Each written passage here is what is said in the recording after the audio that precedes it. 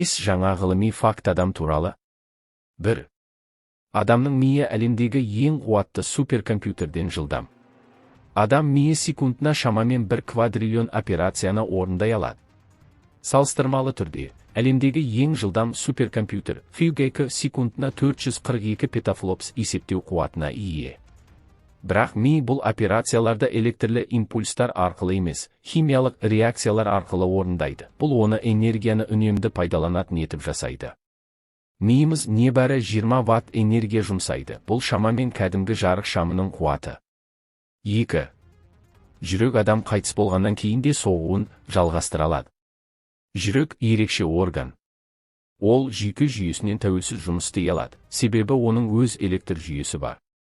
Егер жүректі денеден алып, арнайы қоректік ерітіндіге салса, ол сыртқа ынталандыру арқылы біраз уақыт бойы соғуын жалғастырады. Бұл құбылыс медицинада трансплантация кезінде жиі қолданылады. 3. Көз қарашығы тек қана жарыққа емес, сезімге де жауап береді.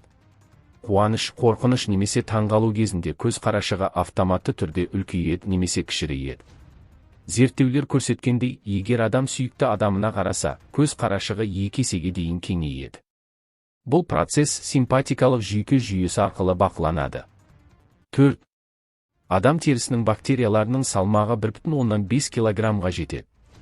Адам ағзасында 30 триллион жасуша болса, бактериялар саны 39 триллион. Олардың көпшілігі теріде өмір сүреді, және денемізді патогендерден қорғайды. Зерттеулер бойынша терідегі бактериялардың жалпы салмағы 1,5-2 килограммға дейін жетуі мүмкін. 5. Адам иісі арқылы қорқынышты сезе алады.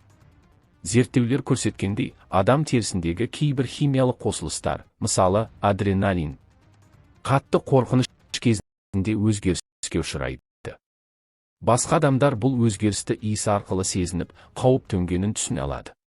Бұл эволюциялық қорғаныс механизмі болып саналады.